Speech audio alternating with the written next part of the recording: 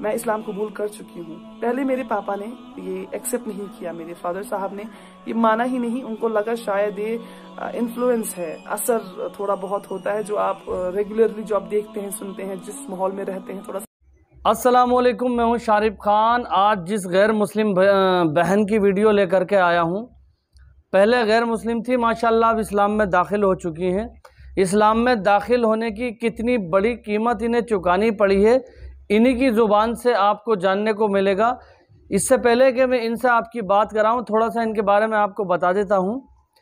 जब इन्होंने इस्लाम में दाखिल होने की सोची, उसकी बाद से ही इनकी ज़िंदगी में परेशानियां आना शुरू हो गई। जैसे ही इस्लाम में पहला कदम रखा, ला इलाहा इल्लल्लाह मुहम्मदुर रसूलुल्लाह, कलमा पढ़ा इन्होंने, जैसे ही कलमा पढ़कर इस्लाम में दाखिल हुई, वैसे ही इन्हें घर से निकाल दिया गया। एक औरत होने के नाते, एक लड़की होने के नाते बाहर रहना बहुत ही ज़्यादा मुश्किल था, लेकिन अल्लाह की जंजीर को, अल्लाह की रस्सी को मजबूती से पकड़े हुए थी। अल्लाह का नाम लेके अनाथालय जो होता है, जहाँ पे आप कह सकते हो यतीम बच्चों को रखा जाता है, वहाँ पर जाकर के ये रहीं। उसके बाद इन्होंने कितनी परेशानियाँ उठाई, अपना एक अच्छा खासा घर छोड़ करके, दौलतमंद फैमिली को छोड़ करके, अल्लाह के नाम को दिल में बिठा के यतीम खाने में पली। मतलब बहुत ज़्यादा इन्होंने परेशानियाँ उठाई। इससे ज़्यादा मैं आपको क्या बताऊं, इन्हीं की ज़ुबानी इनकी स्टोरी सुनते हैं और जानते हैं कि इनकी ज़िंदगी में कितनी मुश्किलें आई।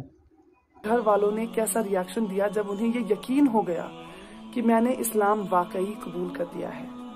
जैसा कि मैंने आपको पहले वीडियो में बताया कि अक्टूबर मंथ में मैंने अपने पापा को SMS के थ्रू बता दिया था कि मैं इस्लाम कबूल कर चुकी हूँ। पहले मेरे पापा ने ये एक्सेप्ट नहीं किया, मेरे फादर साहब ने ये माना ही नहीं। उनको लगा शायद ये इन्फ्लुएंस है, असर थोड़ा बहुत होता है जो आप रेगुलरली जो आप देखते हैं, सुनते हैं, जिस माहौल में रहते हैं थोड़ा सा असर हो जाता है, तो शायद ये वो असर हुआ है इस पे। लेकिन मैं अपने डैड को सीधे बोलती रही, पापा मुझे किसी चीज का असर वसर नहीं हुआ है, मैं इन्फ्लुएंस में नहीं हूँ, मैं सच में इस्लाम कबूल कर चुकी हूँ और मैं इस्लाम नहीं छोड़ूंगी। अब मेरे पापा मुझे समझाने लगे कि बेटा, मैं हर दिन की इज्जत करता हूँ, हर दिन बहुत खूबसूरत है और इस्लाम बेहद खूबसूरत रिलीजन है, लेकिन आप अपना धर्म छोड़कर किसी और धर्म को अपना लें, ये सही नहीं है। आप अच्छी बातें उठाएं इस्लाम से, अपनाएं अपनी जिंदगी में, लेकिन पूरी तरह मुसलमान ना बन जाएं। मैं अपने पापा से कहती रही, नहीं, मुझे इस्लाम में ही रहना है पापा, मैं इस्लाम नहीं छोड़ूंगी चाहे कुछ भी हो जाए। 12 अक्टूबर 2012 जो मेरे पापा के साथ आखिरी बात हुई है, माफ कीजिएगा अगर थोड़ा बहुत रो दूंगी मैं, क्योंकि जब भी इस बारे में बात करती हूँ, जब भी याद आता है, क्योंकि मेरे पापा और मैं बहुत मजबूत रिश्ता होता है बेटी और फादर का। खासकर बेटियां अपने फादर से ज्यादा लगाव रखती हैं, मेरे साथ भी कुछ वैसा ही था। तो 12 अक्टूबर 2012 को पापा ने मुझसे कहा, बेटा वापस आ जाइए, छोड़ दीजिए इस्लाम। और मेरा जवाब यही था कि पापा, मैं आपसे कहती हूँ, आप पढ़िए इस्लाम। सिर्फ कुरान पढ़ लेने से नहीं, उसे समझने से, दिल से समझने से। उस नफरत से ना समझें कि इस्लाम ने मेरी बेटी को ले लिया, नहीं। पढ़ें कि इसमें ऐसा क्या था कि मेरी बेटी सब कुछ छोड़ने को तैयार है इस्लाम की खातिर।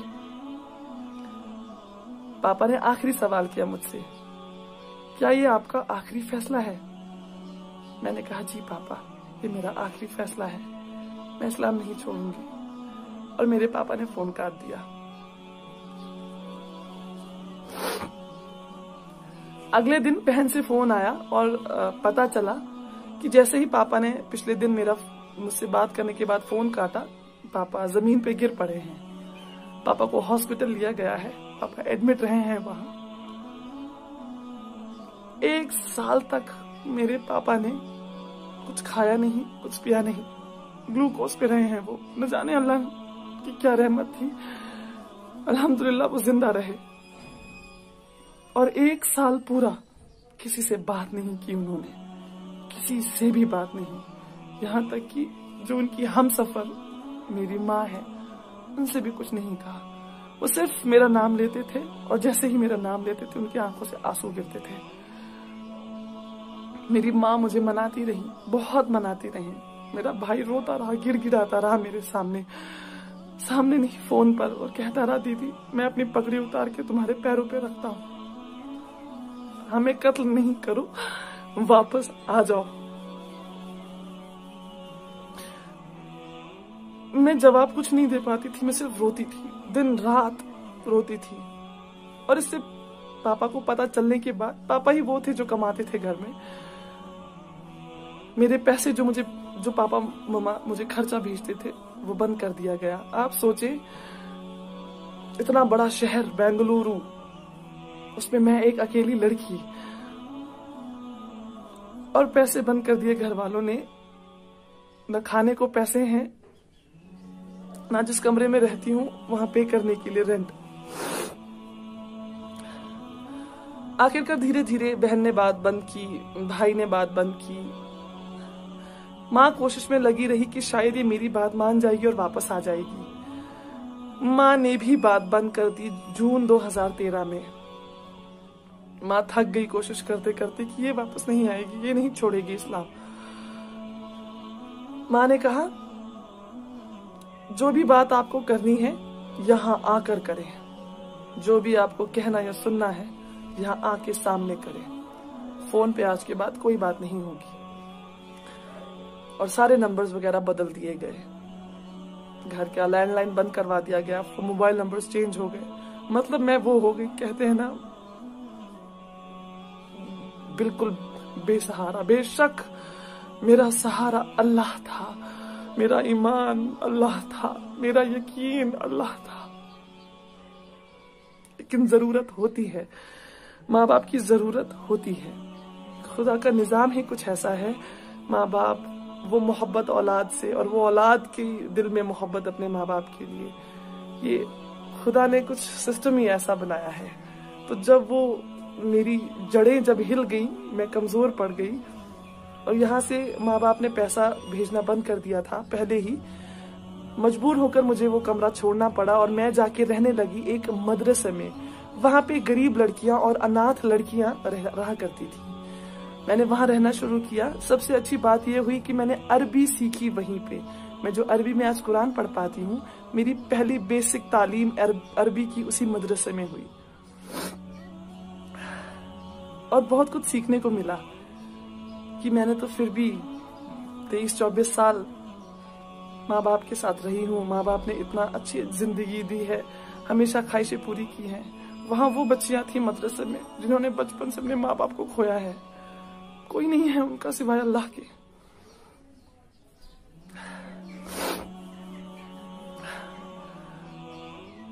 आखिर माँ बाप के साथ बिल्कुल बात बंद हो चुकी। नवंबर 2018 में जो आखिरी बात मेरी हुई है वो हुई है मेरी नानी से। मैंने अपनी नानी को, किसी तरह मुझे उनका नंबर याद आया, एक दिन क्लिक हुआ अचानक से। मैंने जल्दी से वो डायल किया तो नानी ने ही उठाया। नानी से बात हुई, बेहद खुश हुई नानी मेरी आवाज सुनकर। मेरे बारे में पूछा उन्होंने, फिर बोला बेटा क्यों किया तुमने ऐसा, क्या जरूरत थी करने की? अब सब भूल चुके हैं तुम्हें, कोई याद भी नहीं रखता है, तुम्हारे बारे में कोई बात नहीं करता। तुम्हारा नाम लेना सख्ती से मना है, तुम्हारा नाम कोई नहीं ले सकता। तो अब आप जहां हैं खुश रहें, अच्छे से रहें, सुकून से रहें। तड़पना आपको भी है, तड़पना हमें भी है, क्योंकि वो खून का रिश्ता, मोहब्बत का रिश्ता जो हमारे बीच है वो तो खत्म नहीं हो सकता। आपकी माँ को, आपके फादर साहब को आप याद आती हैं, बहुत याद आती हैं, लेकिन जो ये सोशल कंपल्शन होती है ना, जो सोसाइटी है बीच में, इसकी वजह से अलग हैं आप नहीं मिल पाएंगे अब उन्होंने मुझे एक बात और बोली, मेरी नानी ने उन्हें बोला, ख्वाब में भी यहाँ आने की जुर्रत नहीं करना। असली का तो छोड़ ही दे, आप ख्वाब में आने की जुर्रत नहीं करना। आपके घर वालों को तो छोड़ दे, बाकी जो है आपके रिश्तेदार आपको इतने टुकड़े करेंगे कि आपको ये नहीं पता चलेगा, किसी को पता नहीं चलेगा कि ये फातिमा जी गई कहाँ। तो खैर नानी से थोड़ी सी बात हुई, लेकिन अल्लाह को मंजूर था शायद कि मेरे जो मामा के बेटे हैं उन्होंने नानी का फ़ोन वगैरह चेक किया, मेरा नंबर ट्रू कॉलर पे देखा तो उन्हें पता चला ये मेरा नंबर है। तो नानी को भी थोड़ी सी सख्ती देखनी पड़ी और फिर नानी ने एक और फ़ोन किया मुझे कुछ सेकंड्स का और बोला बेटा मुझे आज के बाद फ़ोन नहीं करना, इनको पता चल गया है कि मेरी आपसे बात हुई थी। खैर फिर कुछ साल 1-1.5 साल पहले ही मैंने अपनी जो मेरी बहन है उनका फेसबुक अकाउंट से उनकी फ्रेंड को मैंने मैसेज किया। बहुत रिक्वेस्ट करने के बाद उनसे नंबर लिया, उनसे बात की। उनको ये यकीन नहीं आ रहा था कि मैं मेरी बहन ही हूँ या मैं कुछ अलग इंसान बात कर रही हूँ, क्योंकि हमारी आवाज़ सेम है। उन्होंने मुझे बताया कि दीदी हमें तो पता ही नहीं है कि आप कोई बड़ी बहन भी हैं, हमें ये पता है कि वो हैं भाई हैं एक, मतलब मेरी छोटी बहन है भाई है, लेकिन कोई ये नहीं जानता है कि इन दोनों की बड़ी बहन भी है। कोई नहीं जानता है। 6 साल में ऐसा खत्म कर दी गई है मेरी एग्जिस्टेंस वहां से। मुझे कोई अफसोस नहीं है, अल्हम्दुलिल्लाह।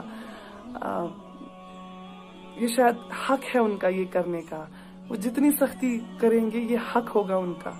और मैं कभी शिकायत नहीं करूंगी कि नहीं आपने ऐसा क्यों किया, आपने मेरा नाम लेना क्यों छोड़ा, या आपने मेरी एग्जिस्टेंस खत्म क्यों की, क्यों नहीं बताया लोगों को कि मैं आपकी बड़ी बेटी हूँ। नहीं, मुझे कोई अफसोस नहीं है। एज उनके रिलीजन का मेंबर होने के हिसाब से मैंने बहुत गलत किया है, उनके लिए बहुत गलत किया है। वो कहते हैं ना कहावत की जीते जी मार डालना, कुछ वैसा ही किया है मैंने उनके साथ। मुझे पता है मैंने गलत नहीं किया, ये मेरा दिल जानता है, मेरा अल्लाह जानता है कि अपने अल्लाह के लिए ही मैंने सब कुछ छोड़ दिया। ये बातें उन्हें तब तक समझ नहीं आएंगी जब तक अल्लाह की रहमत उन पर नहीं होगी, उनके दिल नहीं खुलेंगे, उनके कानों से पर्दे नहीं हटेंगे। तब तक जब तक उनको ये बात समझ नहीं आएगी इस्लाम के बारे में, अल्लाह के बारे में, हमारे नबी सल्लल्लाहु अलैहि वसल्लम के बारे में, तब तक नामुमकिन है कि वो मेरी सिचुएशन को समझेंगे। मुझे कोई शिकायत नहीं है किसी से भी। खैर जितने भी नए मेंबर्स घर में ऐड हुए हैं, जैसे कजन्स वगैरह की, मेरे भाई की शादी, चचेरे भाई की शादी, जिनकी भी भाई बहनों की शादी है, जितनी भी भाभियां या जीजू घर में आए हैं, किसी को नहीं पता है कि इनकी एक बड़ी बेटी भी थी। तो बिल्कुल ही खत्म कर दी गई हूँ। आप लोगों से कहना चाहती हूँ कि अगर आपके पास आपके माँ बाप हैं, जिंदा हैं, आपके वालिद हैं, आपकी माँ है, आपके साथ है, वो वालिदैन दोनों हैं आपके साथ, या शायद किसी और शहर में, किसी और देश में रहते हैं, अल्लाह के लिए कभी ऐसा ना करें कि उन्हें तकलीफ हो। ये ऐसा अनमोल तोहफा अल्लाह ताला ने आपको दिया है। बहुत खुश नसीब है अगर आपके पास दोनों हैं या एक भी है, बहुत खुश नसीब है, यकीन मानिए। ये ऐसा तोहफा है जिसके लिए आपने कुछ पैसे नहीं दिए। आप जाते हैं ना दुकान पे, आप जब पैसे देते हैं तभी कोई तोहफा खरीद सकते हैं किसी को देने के लिए। अल्लाह ने आपको फ्री में दिया है। आप अपनी माँ से जन्म लेते हैं, माँ और जो पापा फादर साहब होते हैं, दोनों से बेहद मोहब्बत मिलती है, मोहब्बत में पले बड़े हैं आप। आपको क्या देना पड़ा उन्हें? कुछ भी नहीं। उन्होंने आपका ख्याल तब रखा जब आप बेसहारा थे, बिल्कुल बेसहारा। जब आप शायद खुद कुछ खा पी नहीं पाते थे, तब माँ ने आपको छाती से लगा के आपका पेट भरा है। जब आपको चलना नहीं आता था, आपके फादर साहब ने आपकी उंगली पकड़ के गिर गिर के चलना सिखाया है। आपकी स्कूल की फीसेस आप कैलकुलेट करने बैठेंगे ना, ताउम्र की आपको फीसेस कितनी लगी हैं, आपका दिमाग चकरा जाएगा कि आपके माता और माँ और पापा ने कितना खर्चा किया है आपको इस तरह का इंसान बनाने के लिए। तो अगर आपके माँ बाप आपके पास हैं, करीब हैं, थोड़े दूर भी हैं, खुदा के लिए उन्हें बताएं कि आप उनसे कितनी मोहब्बत करते हैं। उन्हें बताएं कि वो कितना अहम हिस्सा है आपकी जिंदगी का। अगर वो दूर हो गए आपसे, दोबारा आपको मौका कभी नहीं मिलेगा उन्हें ये बताने का। तो जब तक जान है बता दीजिए, जब तक ये सांसें चल रही हैं उन्हें एहसास करवा दीजिए। इस्लाम में सुना है कि जन्नत माँ के पैरों के नीचे है, जिस जन्नत के लिए हम तलब रखते हैं। सारे रमजान हमने यही दुआ मांगी है कि या अल्लाह जहन्नम से दूर रखना और जन्नत में जगह देना, या अल्लाह जन्नत में जगह दीजिएगा। वो जन्नत माँ के पैरों के नीचे है। जरा उन पैरों को चूम कर देखिए, जरा उस माँ के हाथों को चूम कर देखिए, जरा उनकी दुआएं लेकर देखिए, आपको जन्नत मिल जाएगी। और जन्नत का दरवाजा आपके वालिद साहब, आपके फादर साहब। जब तक जन्नत का दरवाजा नहीं खुलेगा आप अंदर दाखिल नहीं हो सकेंगे। तो दोनों ही बहुत अहम हैं, बहुत जरूरी हैं। कद्र कीजिए इस तोहफे की जो आपको बिना कुछ पे किए बगैर मिला है। कद्र कीजिए उस तोहफे की जिन्होंने ताउम्र आपका ख्याल रखा है और आपसे वैसी ही मोहब्बत करी है जिस दिन से आप पैदा हुए हैं। वही मोहब्बत वो आखिर सांस तक आपसे करते हैं। करता हूं दोस्तों, इन बहन की कहानी जानने के बाद आपको बहुत ही ज़्यादा जानने को मिला होगा और बहुत ही ज़्यादा मुझे तो दिल भर आया इनकी कहानी सुन के। माशाल्लाह, अल्लाह की इस्लाम की इतनी मोहब्बत इनके दिल में थी कि इस्लाम को पकड़ के दुनिया में किसी की बात नहीं सुनी, कुछ नहीं सुनी, निकल पड़ी अल्लाह के नाम का झंडा लेकर और पूरा झंडा लहरा दिया। घर वालों की नहीं मानी, माँ बाप की नहीं मानी, दुनिया से लड़ाई झगड़े करे, परेशानियाँ उठाई, लेकिन अल्लाह का नाम लेके इंशाल्लाह अल्लाह का झंडा लेकर के आगे पहुँची। मैदान हशर में अल्लाह के सामने जब जाएंगे हम सारे लोग, तो इनका चेहरा एक जन्नती इंसान की तरह खिलता हुआ होगा। अल्लाह ताला से हम इनके लिए और दुआ करते हैं। दोस्तों, अगर मेरी वीडियो आपको पसंद आई हो तो चैनल को सब्सक्राइब करके बेल आइकन पर ऑल का बटन ज़रूर सेलेक्ट कर लेना। वीडियो लाइक करने से हौसला बढ़ जाता है, तो प्लीज़ लाइक का एक बटन है, लाइक क्लिक कर दीजिए।